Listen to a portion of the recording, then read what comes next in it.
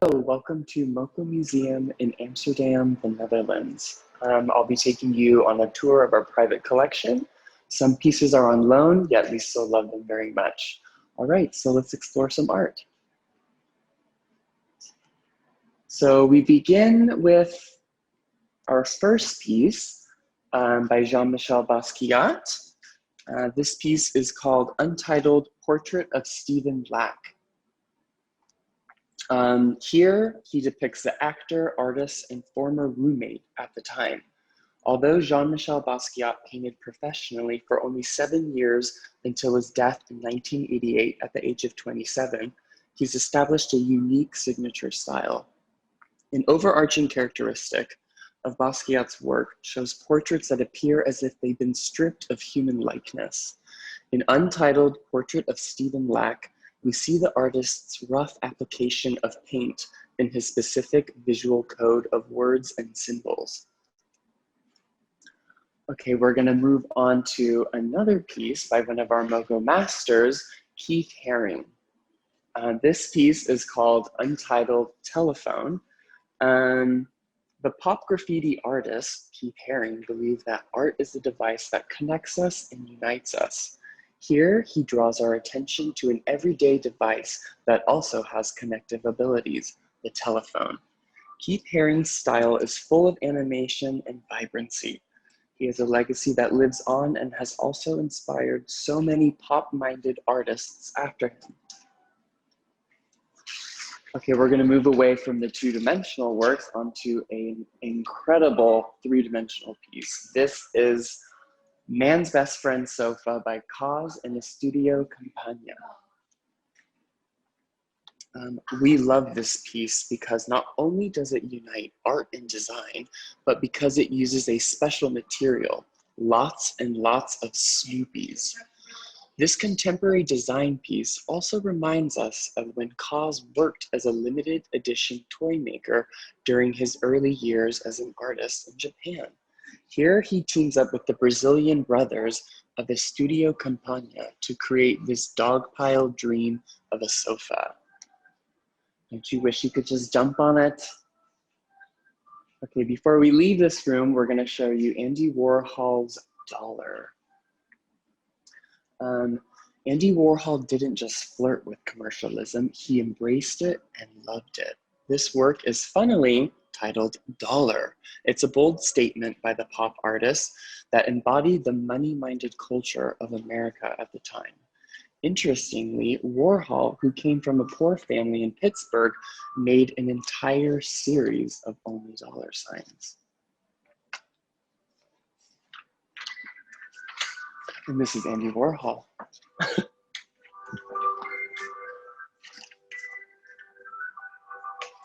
Okay, here we revisit KAWS, and in this piece we see other sides of his talents. You remember Man's Best Friend Sofa. Here we have Untitled from 2014.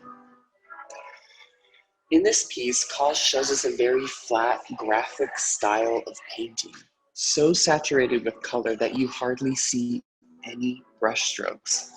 In this large-scale painting, we actually see a few notable trademarks from the artist. One is the X-out eye, which he first started applying as graffiti on bus stop advertisements. Another style trademark is the distorted, abstract depictions of characters from our childhood. In Untitled, KAWS uses a zoomed-in view to distort our perspective and pack a striking punch. Now we're gonna head down to the first floor where we'll see some pieces by Banksy and a couple other Moco masters. As you can see, we've added perspex dividers as part of our museum protocol, so you have a completely safe visit when you come to the museum. Also at the moment, we have a special thing called piano nights. And yeah, we have live music. So that's Thursday through Saturday. Here we have an incredible piece by Banksy called 10 Monkeys.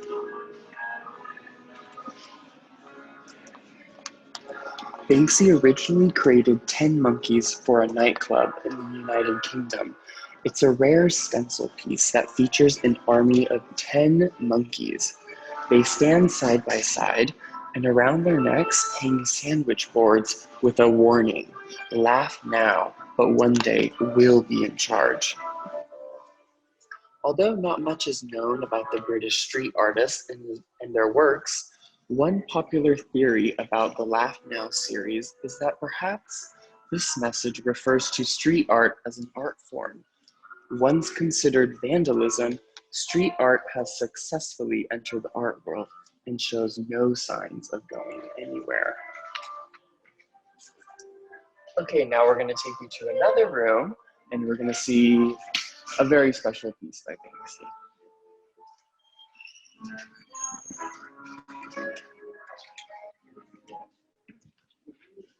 This is Banksy's Love is in the Air, sometimes known as the Flower Thrower.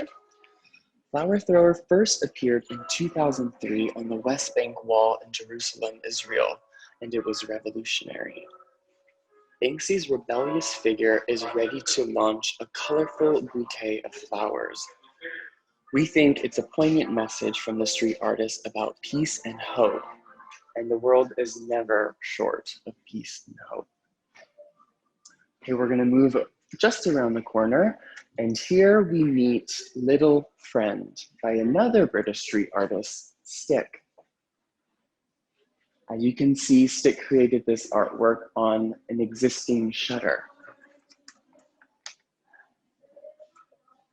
Though simple in its composition, made up of only 6 lines and 2 dots, Stik's stick figures are full of character. The artist is also a true inspiration, having gone from homelessness to becoming an internationally beloved activist and street artist. What we love about Stik is that where he creates his street pieces, he makes it a point to connect with the communities and even routinely retouches them on site. Okay, on the other side of this room, we have a fabulous piece by Mark Rothko called Black Blue Painting from 1968. Mark Rothko was an American abstract expressionist artist of Lithuanian Jewish descent. He's known for creating spiritual-minded works that embrace color and form, which they're called color field painting. Black Blue Painting was completed during the last 2 years of the artist's life. During this time, Rothko shifted from painting on canvas to painting on paper. Here we see a deep, dark, and mysterious palette that has a very mystic quality. It reminds us of the Rothko chapel paintings in Texas, a non-denominational church commissioned by Jean and Dominique Deminot. Okay, we're gonna move just around the corner to a dedicated exhibition space for Yayoi Kusama. Let's check out our Kusama room.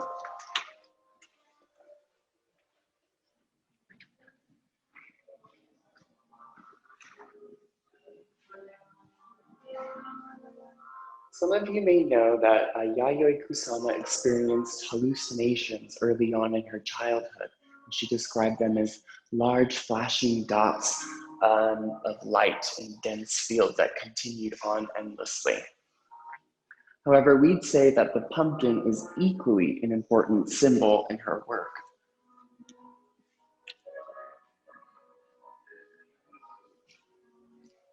Here in pumpkin yellow, we see both. On Kusama's family farm, they actually used to grow pumpkins, and she loved them for their humorous form, warm feeling, and human-like quality.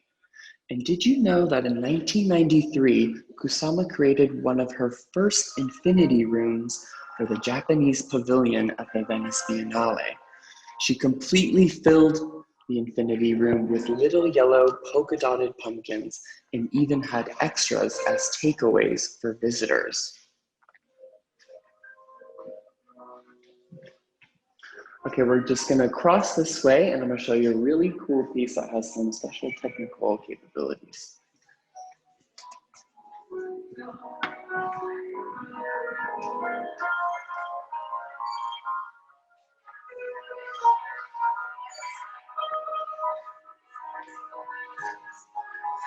As you can see, we've created the same details that existed in the traditional Villa Augsburg townhouse from 1904.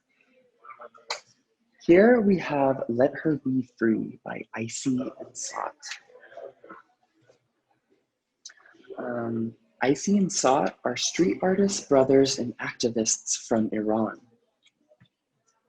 Their art involves themes about human rights, capitalism, social and political issues, as well as drawing our attention to the global refugee crisis. It is through their art that they hope to communicate a world free of borders. And actually, we're standing so far away from this piece because we have an augmented reality app called the Moco Play app. And check this out. It comes to life. Pretty cool, huh?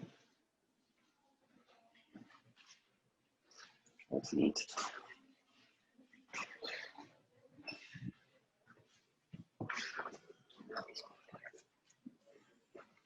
Okay, before we head down, I just want to show you one more piece by Banksy. This is Forgive Us Our Trespassing. Before there was ever a Moco Museum, the founders came to this building and they saw the stained glass and immediately thought of this piece. And then they thought, if it fits, then it must be. And it does, so I guess it was destiny.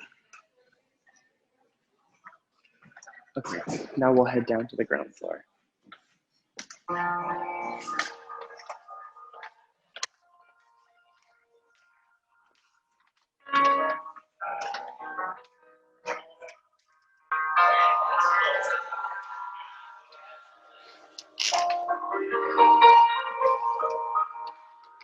Really add to the ambiance.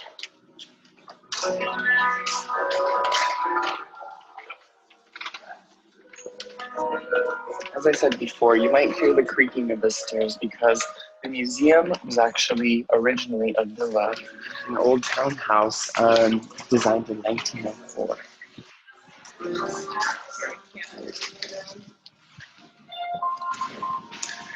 Here we have a very important piece in the collection. This is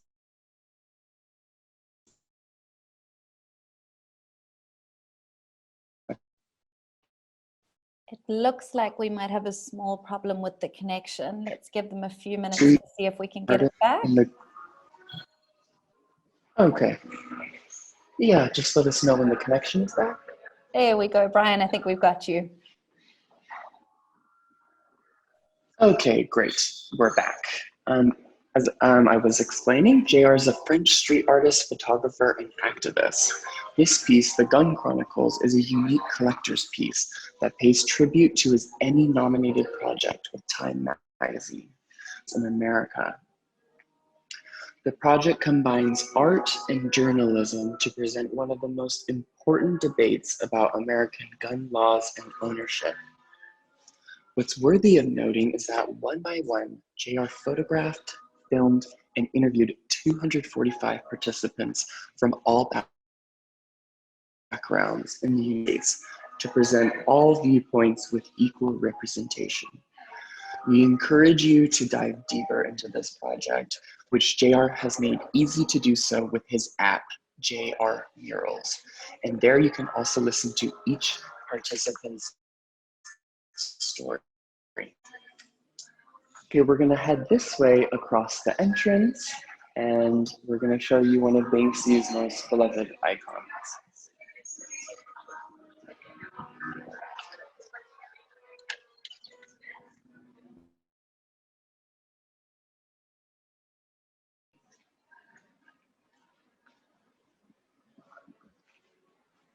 Here we have Girl with Balloon by Banksy.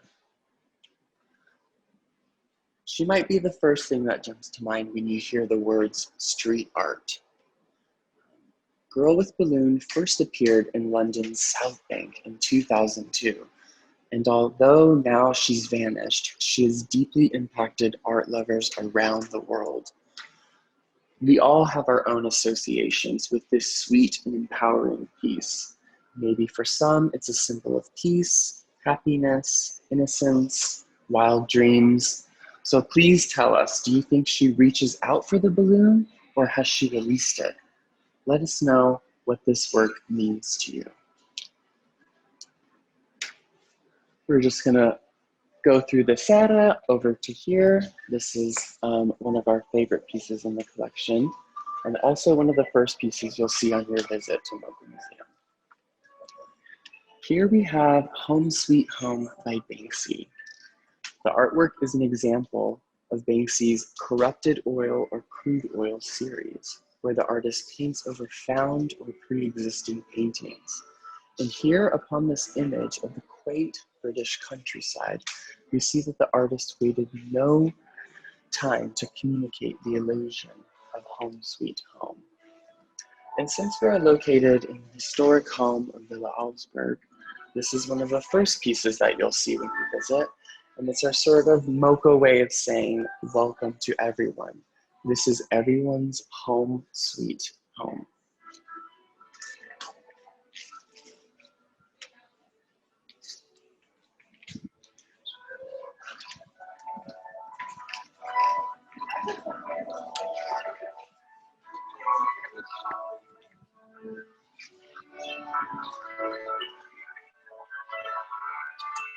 Okay, before we head downstairs, I'm going to do a little switch over with Studio Irma, the artist behind our blockbuster exhibition, Reflecting Forward in Search of Connectivism. It's a digital immersive art exhibition, and you will love it so much. So here we go.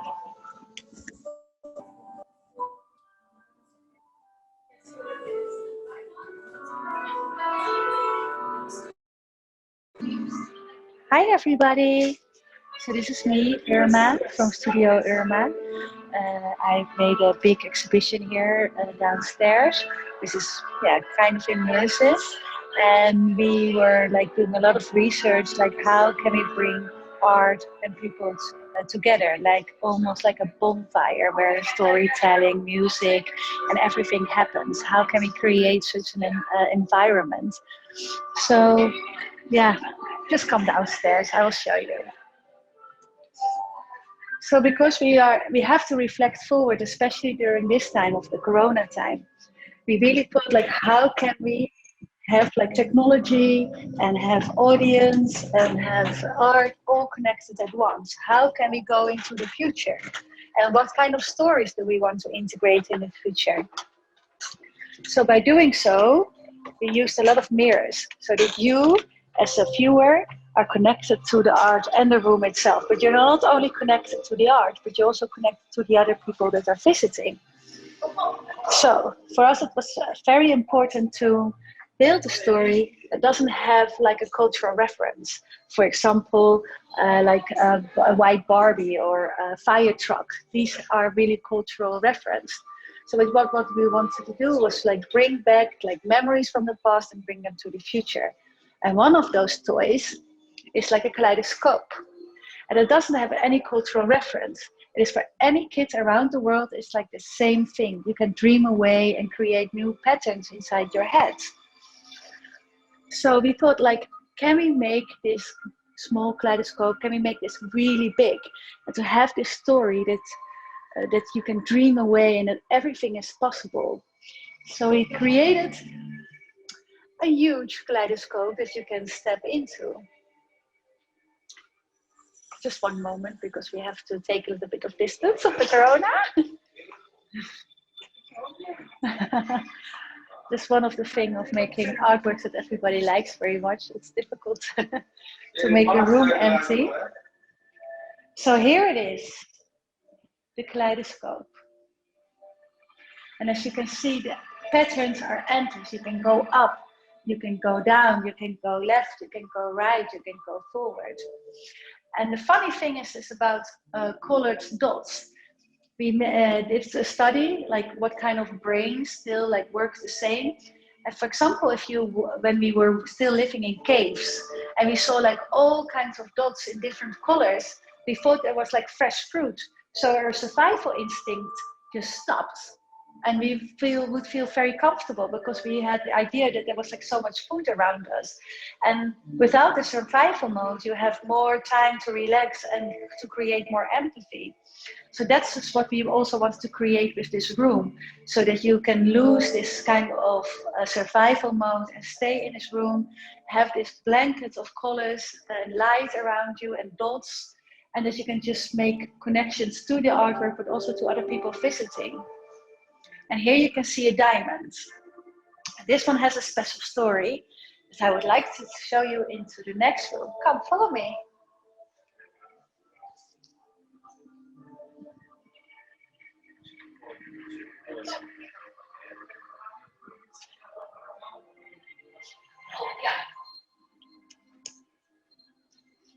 So this is the story about the diamonds. Diamonds are like us, made out of carbon. But only when they are under very hard pressure, they start to shine. And everybody has a story to tell. Everybody experienced something. And we thought, like, what if the visitors just lost their beloved ones, or they experienced something very heavy? How can we generate this negative vibration into something positive? So this diamond is a symbol for that. As you can see, they have all kinds of different colors, but they're still like connected, like almost like what we are having now with the internet and during this Zoom conversation. And as you can see, during this connection, this beautiful pattern starts to appear, which shows you like what we can achieve when we are all connected and when we embrace our hard times and we know how to shine light through that. And when we, yeah, so this is like the challenge I think we have to achieve in the 2020 and 2021 and all the other times to come, that we should connect to each other and not with our thinking about our cultural differences, but to see where the light brings us. So yeah, that is the story behind the diamond matrix. Come, I think we can go on to, or maybe, yeah, let's show them.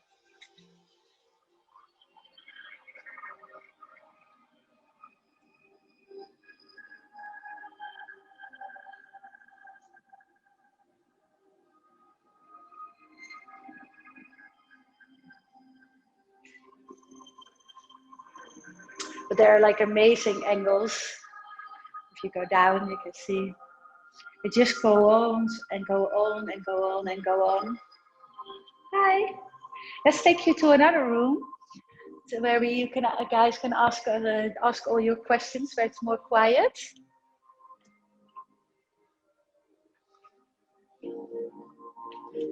As you can see here, we have also motion captured modern dancers with like we are having a lot of balls, suits, so they're moving around.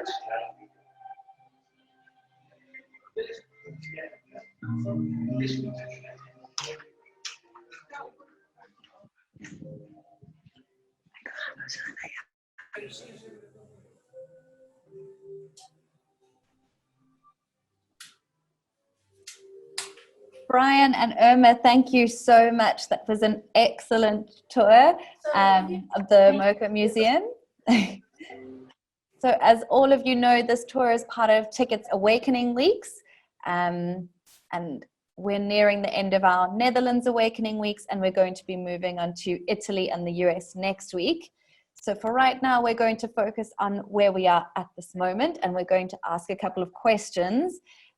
So Brian and Irma, we've got a few questions lined up for you.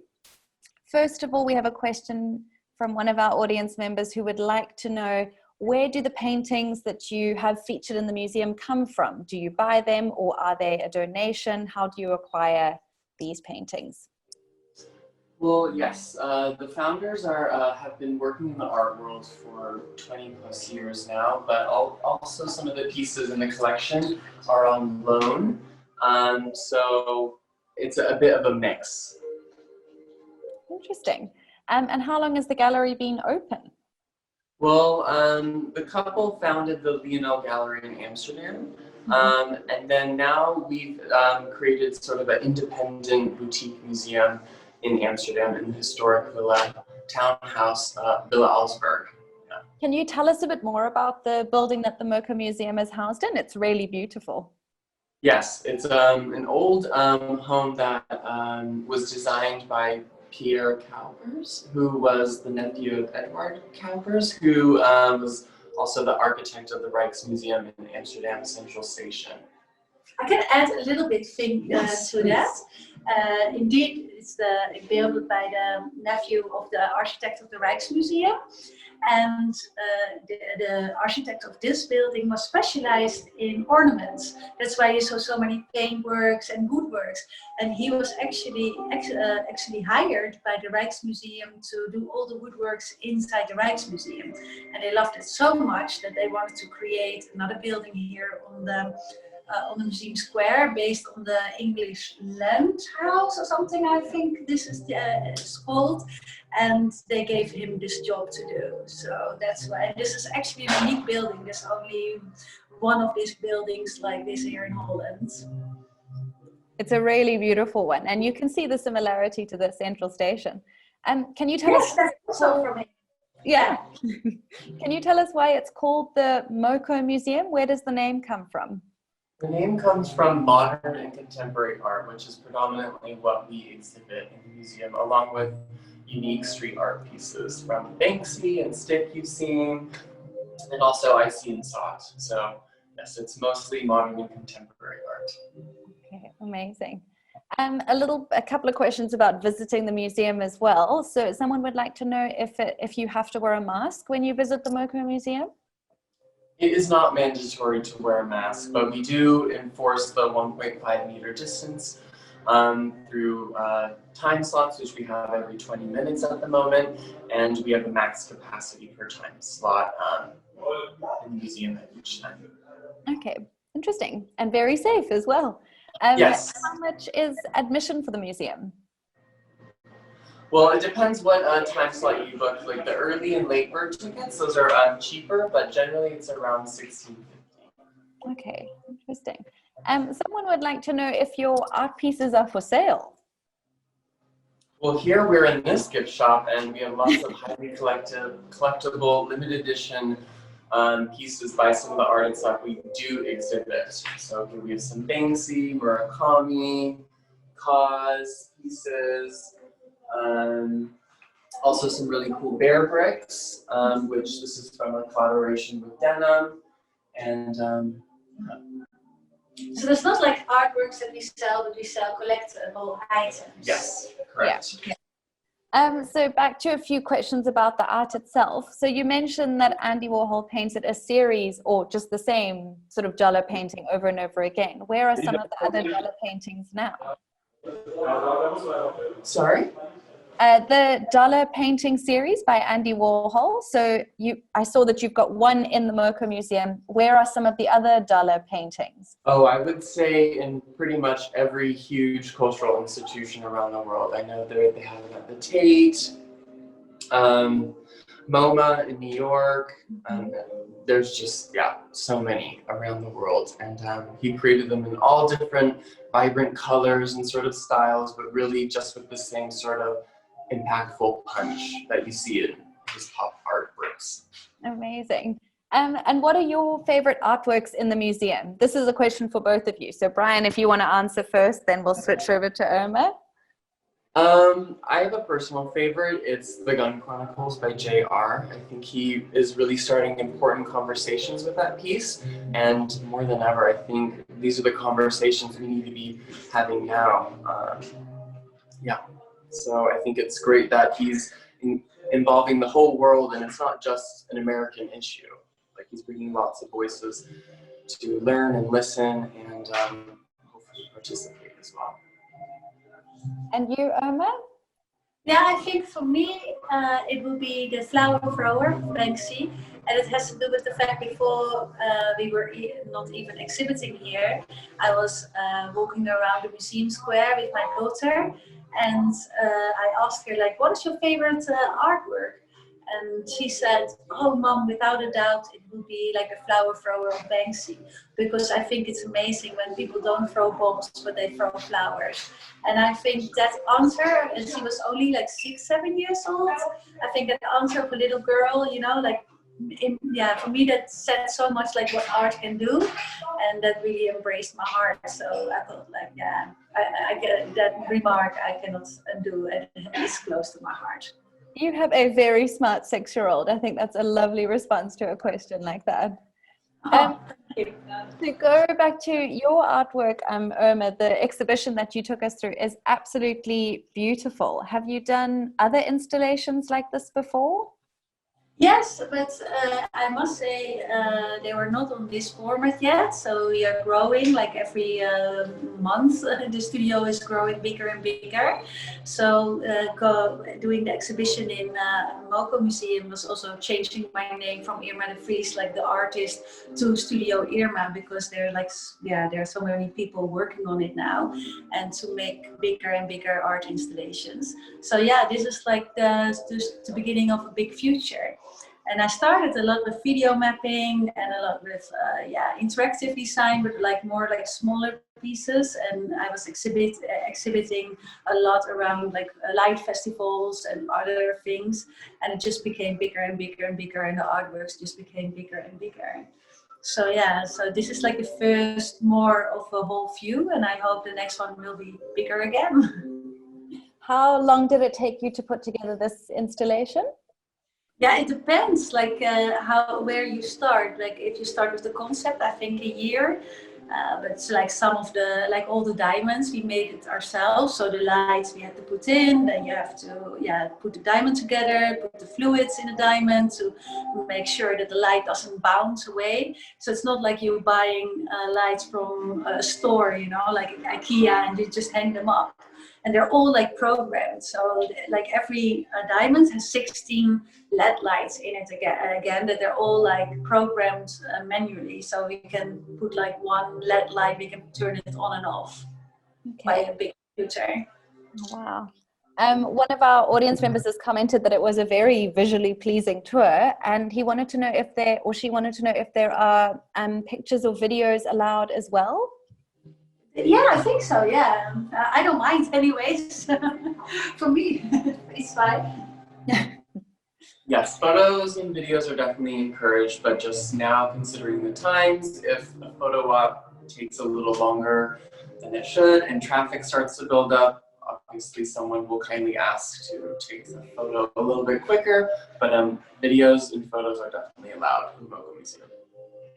And then one more question for Irma on the exhibit itself. How is the electrical wiring done in the diamond exhibit? I can take you back if you want. Is this the last question? I can show you. We've got a few more questions, but if... Okay, maybe we leave this one to the end. I will show you how it's Remind me to come back to it. Yeah. And then also, sorry, one other question about your exhibition, and then we're going to go back to the main exhibition and ask a couple of questions there. The staircase that we came down in on the beginning, are those mirrors? What are they? Are they acrylic? How does that? Yeah, they are. How do you call them? Dichroic mirrors. Yes. So they are like transparent, but they have like this rainbow reflective on them. Amazing. Yeah, they were beautiful. Thank you. Brian, we have a question from an audience member about the "Let Her Be Free," the girl of Iran, that picture, sorry. Yes. Can you tell us what the sort of broader context around that piece is? Her hijab is made up of free-flying birds, and sort of for us it resonates that be who you want to be, do what you want to do. I think it also has to do with headscarves, right? So yeah, the hijab. Yeah. So obviously clothing should never define you. You're so much more than that, but it's really just a piece about being free, be who you want to be. Okay. And then I think this one's also for Brian. How do you choose or do you know how the Moco Museum chooses the artists that they exhibit? The director, she chooses Kim Lochis Prinz. She decides who we exhibit in the museum. And she's a great eye for emerging talent, great modern contemporary art and street art. And Okay. There's one amazing exhibit coming up soon, right? Oh yes, you'll have to be sure to come back in November for our upcoming exhibition, which is still a secret at the moment. But it's going to be amazing. Then another question from one of our audience members is: if you go to the museum, can you go by yourself? Is it better to book a guide? Do you have guides available in more than one language? Well, we have an incredible Moco tour, which is actually you can use on your own device on your phone. You just connect to our Wi-Fi, and it's available in I think 6 different languages, and it highlights different pieces throughout the collection. Some that you've just seen, and then other additional pieces. But yeah, just bring your own headphones. Make sure your phone is charged, and then you're good to go. Amazing. And then we have one last question from the audience before we go back into the Diamond Room. What is the ultimate goal or the mission of the Moco Museum? Well, the mission of Moco Museum is to welcome all. We want to lower the threshold that a lot of art institutions and museums have, where sometimes it feels too overly academic, and sometimes people feel like maybe they don't understand the message, or maybe they just don't understand, or we want to lower that and get rid of that completely, because art is for everyone. Art should be enjoyed by everyone, and more than anything, we want everyone to love art. I can remark a little bit on that one. When we had the opening of my exhibition downstairs, we had a lot of school exhibits and a lot of teenagers, like from 13, 14, 15 years old, with a lot of different backgrounds. And they said to their teacher that they felt like embraced, like finally they had like something that they could connect to. And there was one boy who even said, who his parents were born in Morocco, he was born here in Holland, and he said, oh, now I understand it, I'm a diamond as well. And I think that is very important, to have like a space for those, especially also those young kids, and for families, that they feel like that they can enjoy art as well. And instead, like some of the institutes are a little bit, like sometimes a little bit too scary or too big or too academic, indeed, what you said. So I think that message is very important. Definitely. Irma, do you want to take us back to the Diamond Room and tell us a little bit more about I think it was how you wired?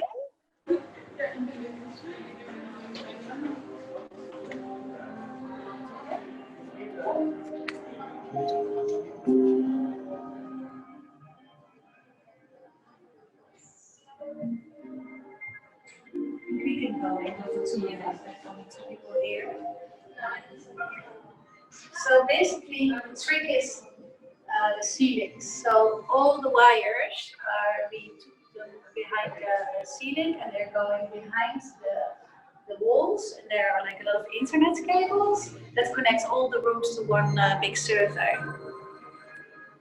So that's the secret. So they're all behind the walls. It's very clever. Guys, thank you so much. This has been an absolutely excellent tour. Brian and Irma, thank you so much for taking the time to walk us through the museum and show us your latest exhibition as well.